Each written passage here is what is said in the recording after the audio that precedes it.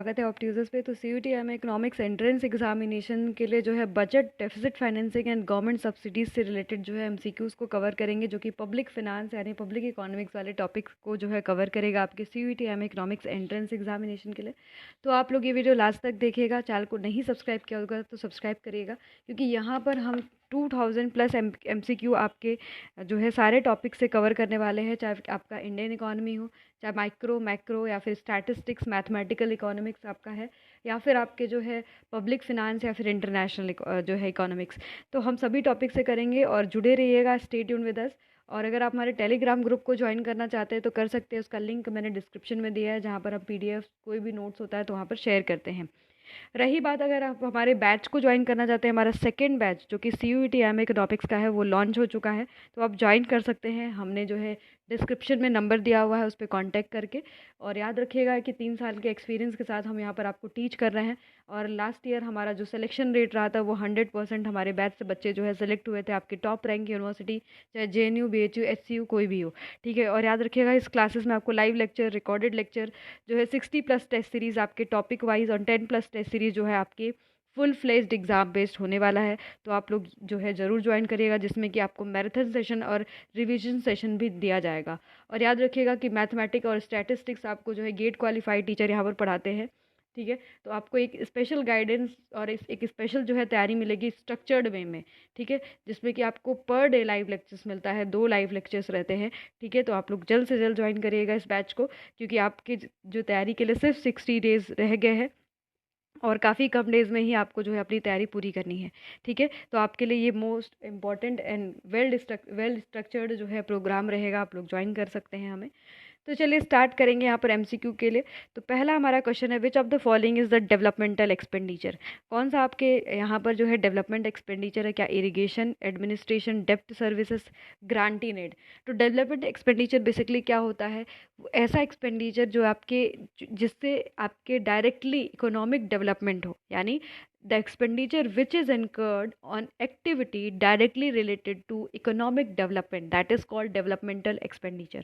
Okay, जैसे अगर आप डेवलपमेंटल एक्सपेंडिचर की बात करो तो सरकार जब आपके एजुकेशन पे खर्च करती है, यानी शिक्षा पे, ठीक है, स्वास्थ्य की सुविधा पे, याद रखिएगा कि स्वास्थ्य की सुविधा पे खर्च कर रही है, साइंटिफिक रिसर्च कर रही है, ठीक है, रिसर्च एंड डेवलपमेंट, तो these are the expenditure which always expand the development of the country. Okay, तो यहाँ पर क्या आपका होगा, याद रखिएगा कि इरिगेशन, एक आपका जो इरिगेशन है दैट इज़ आपका, याद रखिए कि डेवलपमेंटल एक्सपेंडिचर है। नॉन डेवलपमेंट एक्सपेंडिचर क्या होता है तब? तो नॉन डेवलपमेंटल एक्सपेंडिचर वो एक्सपेंडिचर होता है जिसको कि सरकार इनकर करती है जर्नल इसेंशियल सर्विसेज प्रोवाइड करने के लिए।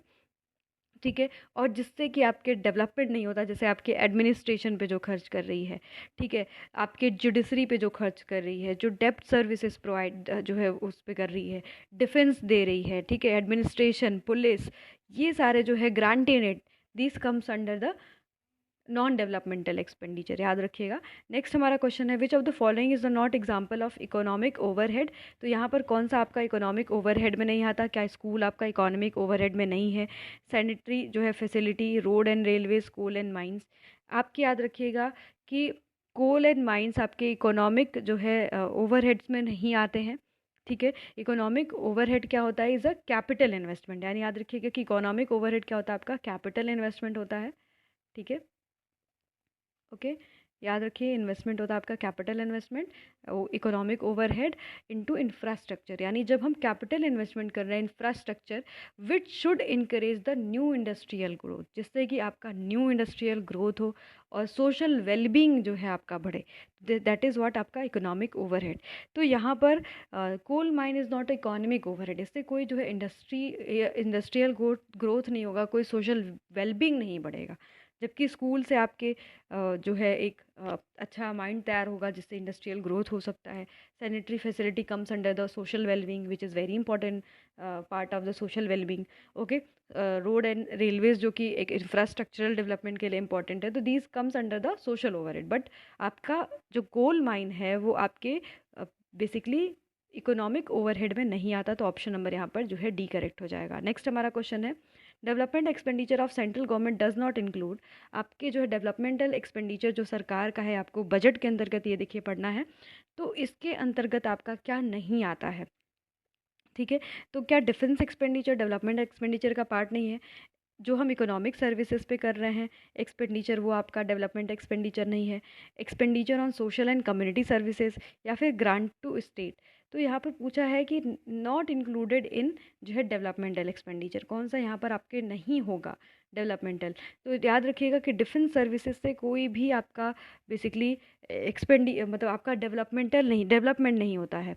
अगर हम बात करें यहाँ पर ऑप्शन एक और करेक्ट हो जाएगा, जो आपका ग्रांट्स टू हम स्टेट जो है स्टेट्स दे रहे हैं, इससे जो है अगर स्टेट अगर डेवलपमेंट पे खर्च कर रही है तो ठीक है, डेवलपमेंट एक्सपेंडिचर हुआ, अदरवाइज जो है ये डेवलपमेंट में नहीं आएगा।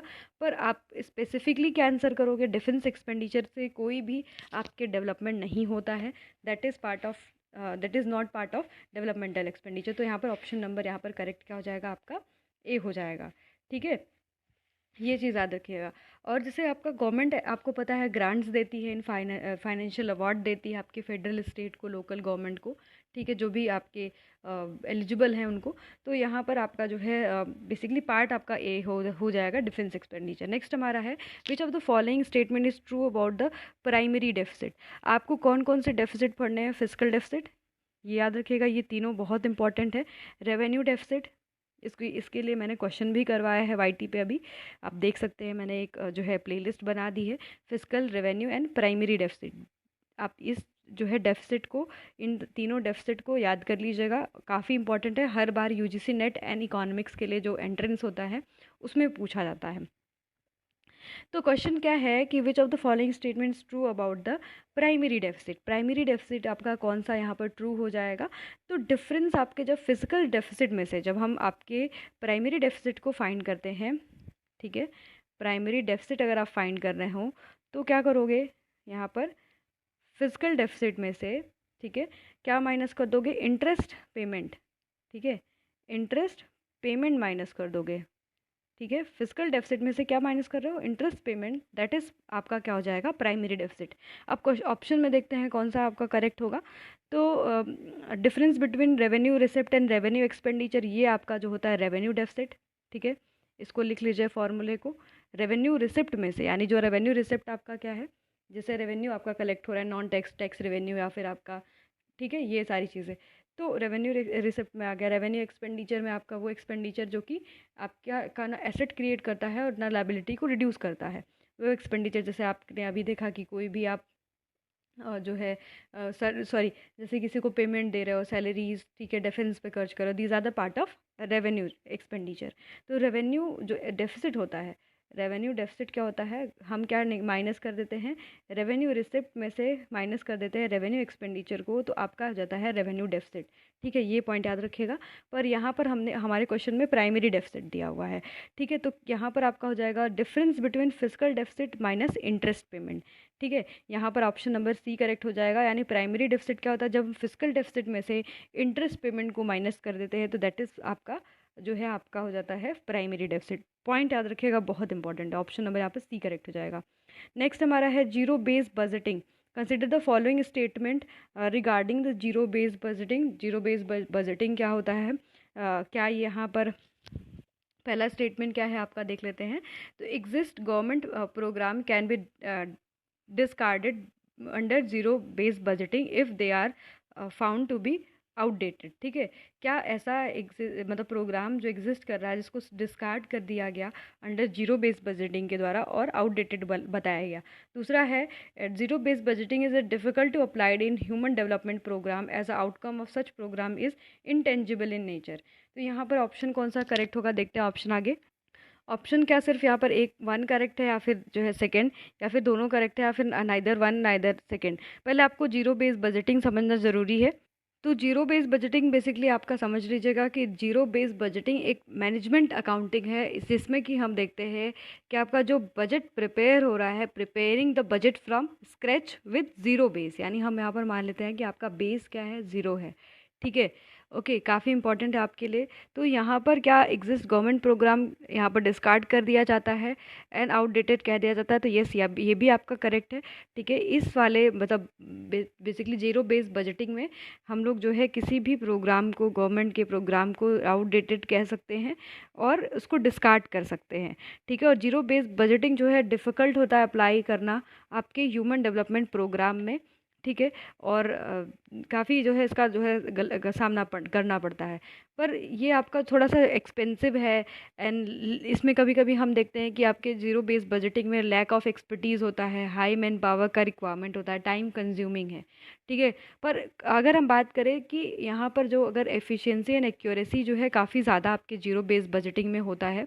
ठीक है, यानी हम इसमें क्या करेंगे कि जीरो बेस बजटिंग जो इंडिया, पहली चीज़ याद रखिएगा कि जीरो बेस बजटिंग जो है आपका याद रखिएगा कि ऐसा मेथड है जिसमें सारे जो आपके एक्सपेंसेस उसको इवेलुएट किया जाएगा each time a budget is made, यानी जब भी बजट बनेगा उसको इवेलुएट किया जाएगा। एंड एक्सपेंस जो आपका must be justified for new period, हम उसको जस्टिफाई करेंगे फॉर न्यू पीरियड। ठीक है, यानी इसका जो जो बजट बनता है, यानी zero base budgeting start from the zero base, हम इसको जब बनाते हैं तो ज़ीरो बेस लेके चलते हैं, यानी ज़ीरो मान के चलते हैं। एंड यहाँ पर सारे जो आपका बेस होता है वो जीरो मान लिया जाता है, पहले पॉइंट याद रखिएगा। तो ये दोनों पॉइंट करेक्ट है, यानी इस मतलब ज़ीरो बेस बजटिंग में कभी कभी क्या होता है कि सरकार की जो आपके प्रोग्राम्स होते हैं उसको आपके डिस्कार्ड कर दिया जाता है, और ये काफ़ी डिफ़िकल्ट है ह्यूमन डेवलपमेंट प्रोग्राम्स में अप्लाई करना।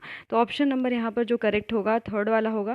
ठीक है, ऑप्शन नंबर जो करेक्ट हो जाएगा आपका both first and second. Next हमारा है आपका question, which of the following correct regarding the austerity of measure taken by the country through the adverse economic condition. ठीक है, ऑस्टेरिटी मेजर हमारा जो है taken by the country going through the adverse economic condition. तो this measure include reduction of in spending, या फिर this measure include the increase in taxes, या फिर this measure include the reduction of budgetary deficit. कौन सा यहाँ पर correct होगा?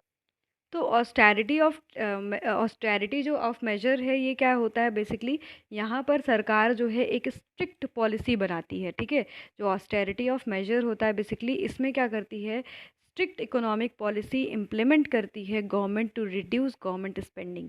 यानी यहाँ पर आपका ऑस्टेरिटी मेजर बेसिकली यही होता है कि यहाँ पर स्ट्रिक्ट इकोनॉमिक पॉलिसी सरकार के द्वारा बनाई जाती है टू रिड्यूस, याद रखिएगा क्या रिड्यूस करना है, आपके गवर्नमेंट स्पेंडिंग, खर्च को क्या कर देना है, कम कर देना है।